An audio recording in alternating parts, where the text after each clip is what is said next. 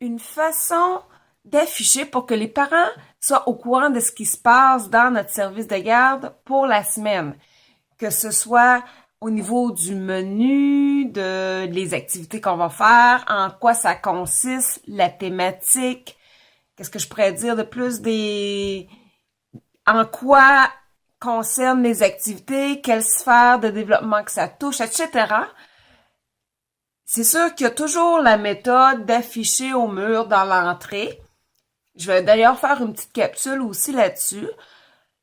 Comme on peut le mettre tout simplement dans le portfolio, une autre option. Mais le petit hic là-dedans, moi, ce que je trouvais, c'est que parfois c'est un parent qui vient porter l'enfant le matin et il est pressé ou il porte pas vraiment attention à ça. Pour lui, ça lui dérange moins. Ça peut arriver aussi que l'important pour lui, c'est tout simplement que l'enfant s'amuse et c'est tout. Mais parfois, l'autre parent, lui, veut en savoir davantage.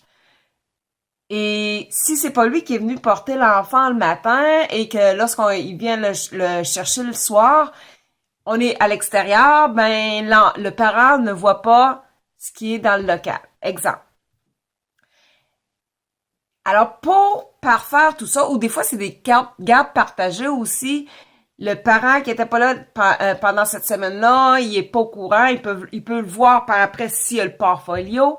Mais c'est une série de choses que je trouvais que c'était moins le fun de ce côté-là. Alors, l'option que j'ai trouvée, assez simple, je me suis demandé avec quoi que je pourrais diffuser tout ça et que peu importe qui vient le chercher ou le porter, l'enfant, peu importe qui a la garde, qu'il soit au courant de tout. Comme on voit présentement, Internet. Alors, c'est pourquoi que j'ai fait une page, un groupe Facebook privé pour que seulement les parents, c'est pas le grand public qui le voit, seulement les parents vont voir ce qui est diffusé.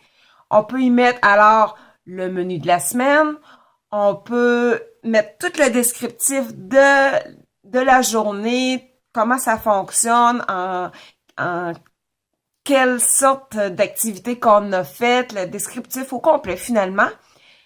Soit on peut faire ça journalier, on peut faire ça pour la semaine au complet aussi. Soit l'écrire, soit si t'aimes quand même faire ça sur papier, tu le fais sur papier, tu le photographies ou tu le numérises et tu le mets sur le groupe Facebook. Une autre option aussi, tout simplement, mettre ça en photo. Comme on dit, une photo vaut 1000 mots. Alors, c'est ce que je fais, moi, régulièrement. Je prends les activités en photo qu'on fait, ou aussi des petits mini-vidéos, c'est très apprécié. Mais le chose qu'il faut tenir compte, par contre, c'est que faut bien s'assurer que les parents sont d'accord à ce que les photos soient diffusées. Pour ça, il faut une signature à leur demander est-ce qu'ils acceptent parce que non seulement, même si c'est pas vu au grand public, les autres parents vont voir leur enfant. Alors, faut s'ajuster avec ça pour s'assurer que tout le monde est d'accord.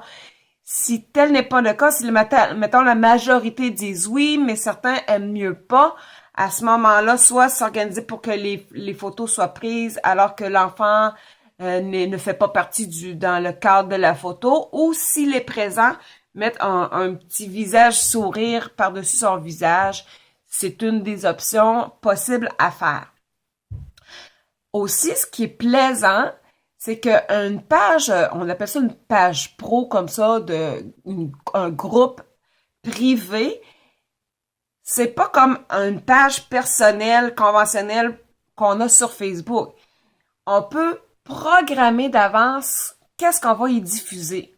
Ainsi, mettons qu'on est le vendredi après-midi, que ta planification est toute faite pour la semaine suivante, eh bien, tu peux, dès maintenant, la mettre sur la page Facebook et la programmer pour que les parents la voient seulement lundi matin, par exemple. Quelle autre chose qu'on peut faire aussi, des rappels quotidiens. Mettons qu'on a une journée spéciale cabane à sucre. Alors, mettre un rappel la veille. OK, les parents, on a un spécial cabane à sucre hier, demain, c'est-à-dire ne pas oublier telle chose à emporter, etc.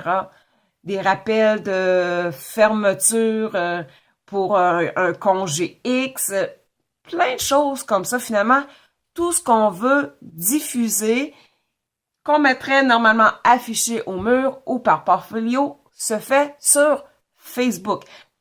La grosse majorité des parents ont un profil Facebook, alors ils trouvent ça vraiment intéressant. Moi, en tout cas, ça fait, je dirais, ça doit faire près de 5 ans que je fais ça. Et chaque fois, les parents sont vraiment très satisfaits. On voit le déroulement aussi, à quel point les parents voient ce qui est posté. Et vraiment, j'ai une grande participation aussi des parents. On peut autoriser ou non les parents à inscrire des commentaires, à faire des publications eux autres aussi. Ça, c'est vous qui allez le gérer. Une autre petite information, peut-être qu'il y en a qui se disent ouais, mais comment qu'on fait ça, tout ça? C'est sûr que moi, en étant habituée avec ça, je trouve ça, c'est facile, mais éventuellement, si je sens un besoin dans le groupe qui veut en savoir davantage, possible que je fasse un tutoriel pour comment faire notre groupe Facebook pour notre service de garde. Alors sur ça, je vais te souhaiter une belle journée et si tu as d'autres suggestions, des choses que tu aimerais savoir davantage, ça va me faire plaisir de partager avec toi. C'était Julie Veilleux de Créativité Positive et de Pédago Concepto. Aussi, si jamais tu trouves ça intéressant et que tu aimerais en savoir davantage d'autres trucs et même mieux, être toi-même créative davantage pour trouver des solutions à toutes sortes de problèmes, comment faire des activités additionnelles pour répondre aux besoins, eh bien, je te propose de suivre le lien que j'ai mis pour faire la formation Solutions Créativité qui est disponible dès maintenant. Alors, encore un beau bonjour et à la prochaine!